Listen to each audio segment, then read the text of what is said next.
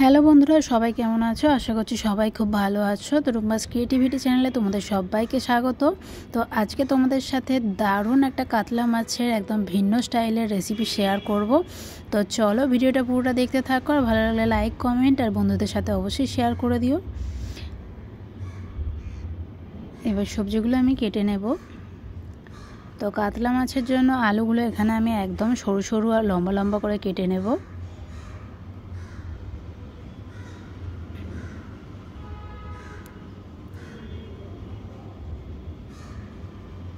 তো সবজি কেটে আমি বাজারে যাব, বাজার থেকে কাতলা মাছ এনে তারপর রান্না করব।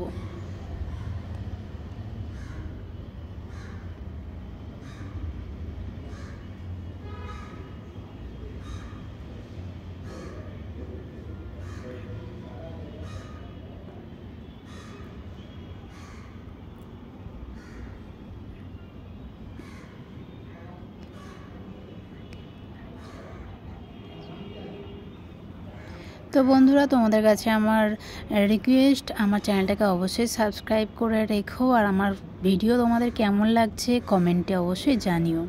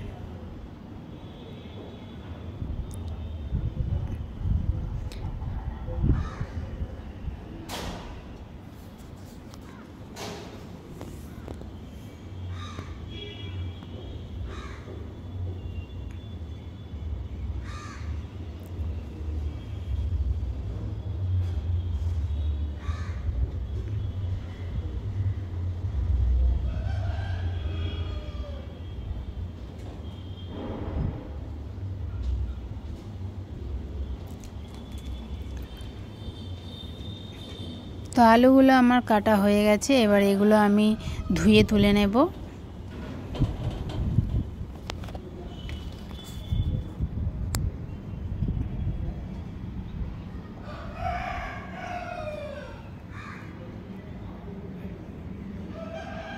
এবার পেঁয়াজটা কেটে নেব।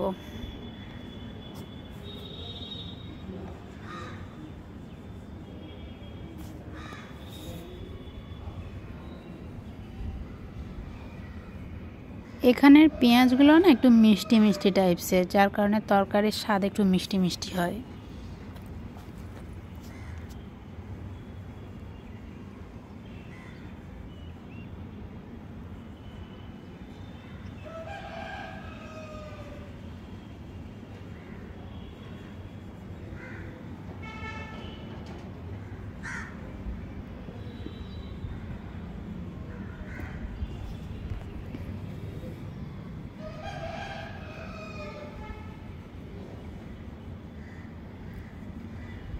তো সমস্ত সবজি আমার কাটা হয়ে গেছে, এবার বাজারে যাব, বাজার থেকে এসে রান্না করব। চলো।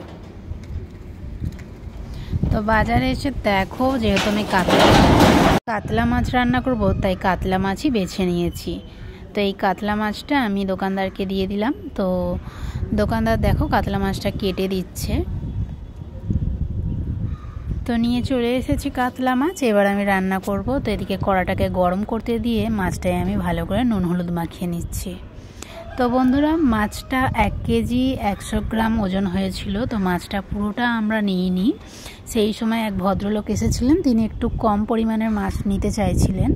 তো দোকানে মাছগুলো এমন সাইজেরই ছিল যে মানে কেটে দিতে চাইছিলেন না দোকানদার, তার জন্যই গোটা নিতে হয়েছে। তাই আমরা দুজনে হাফ হাফ করে ভাগ করে নিয়েছি। তো দেখো, কড়াতে বেশ খানিকটা পরিমাণে সরিষার তেল দিয়ে গরম করে নিয়ে এবার আমি মাছগুলো ভেজে নিচ্ছি।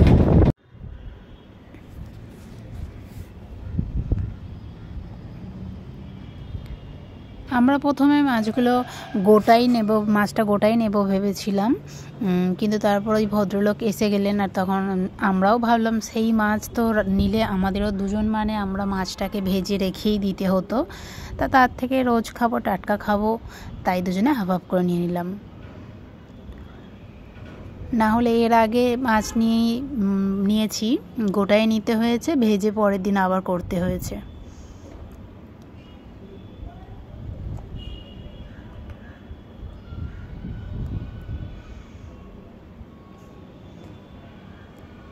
তো মাছগুলো ভাজা হয়ে গেছে, এবার আমি তুলে নিচ্ছি।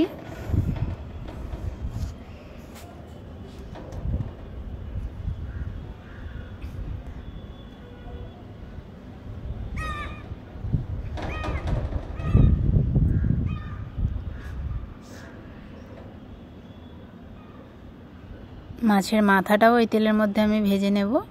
তো মাছগুলো সবটাই আমার ভাজা হয়ে গেছে, এবার ওই তেলের মধ্যে দিয়ে আমি আলুগুলো ভেজে নেব।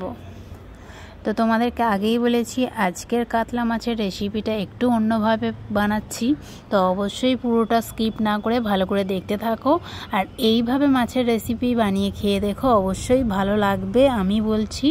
তো তোমরা অবশ্যই বানিয়ে দেখো, আর কেমন হলো অবশ্যই আমাকে জানিও।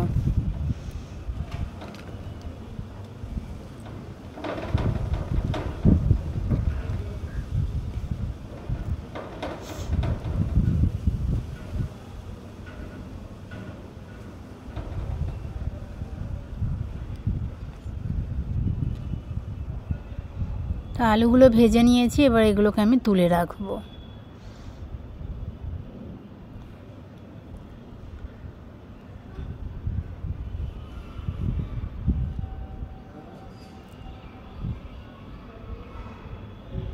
তো তোমরা অনেকভাবেই কাতলা মাছ বানিয়ে খেয়েছো, আজকে যেভাবে আমি কাতলা মাছের রেসিপিটা বানাচ্ছি বাড়িতে অবশ্যই ট্রাই করে দেখো।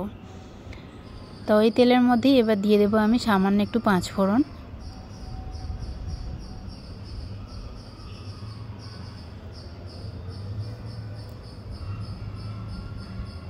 এবার দিয়ে দেবো পেঁয়াজ কুচি,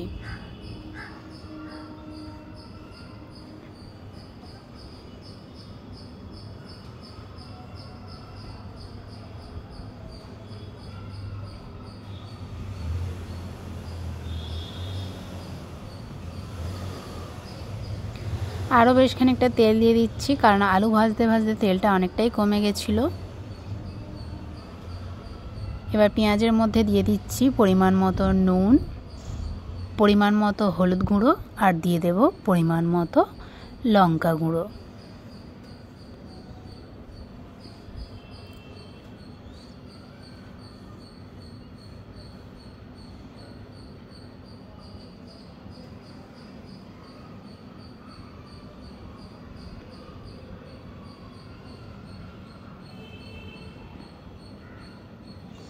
তো পেঁয়াজটা মোটামুটি ভালো করেই ভেজে নিয়েছি, এবার দিয়ে দিলাম একটা টমেটো কেটে রেখেছিলাম, টমেটোটা দিয়ে দিলাম, আর খানিকটা দিয়ে দিলাম আদা বাটা। এবার সমস্ত মশলাটাকে বেশ ভালো করে আমি কষে নেব।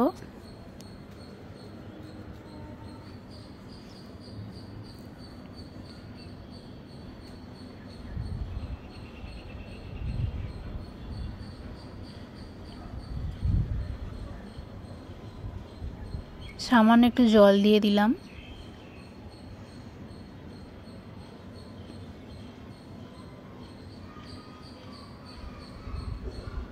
এবার দিয়ে দেবো সামান্য একটু জিরে গুঁড়ো, আর দিয়ে দেবো সামান্য একটু ধনে গুঁড়ো।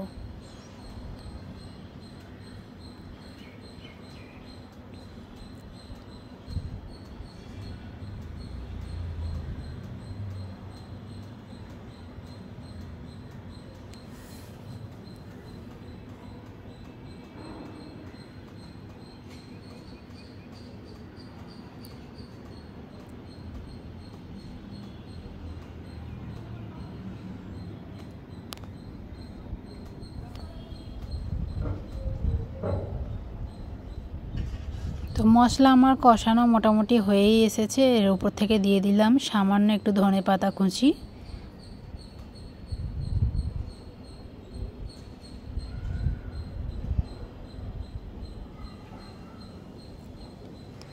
এবার এর মধ্যে দিয়ে দেব ভেজে রাখা আলুগুলো।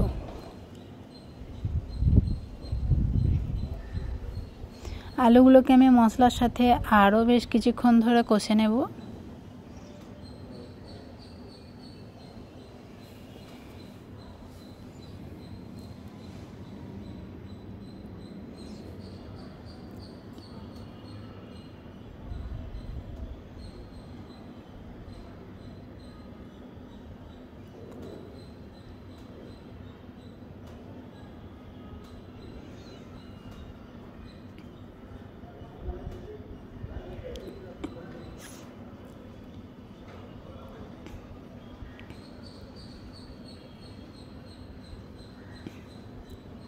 তো কষানো আমার একেবারে রেডি। এবার দিয়ে দিলাম বেশ পরিমাণ মতো জল।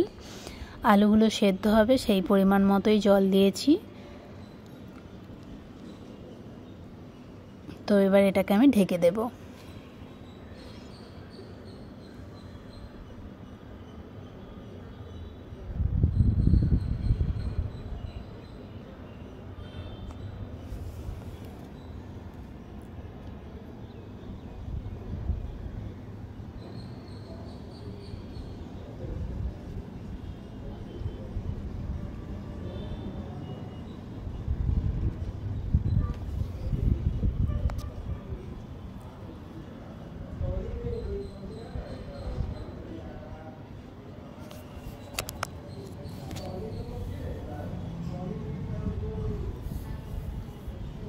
এবার ঢাকাটা খুলে দেখে নেব আলুগুলো সেদ্ধ হয়ে গেছে কিনা। আলু খুব ভালো করেই সেদ্ধ হয়ে গেছে। এবার আমি বেশ কয়েকটা আলু গেলে দেব।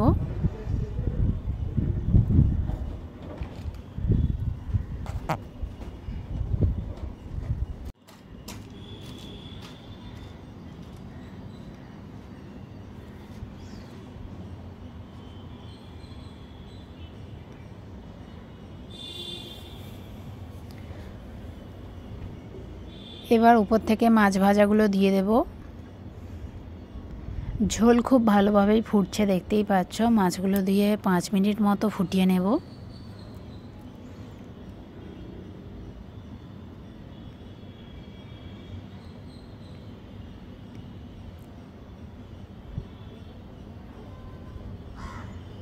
তো 5 মিনিট মতো ফোটানো হয়ে গেছে। উপর থেকে আরও বেশ খানিকটা ধনেপাতা কুচানো আমি দিয়ে দিচ্ছি।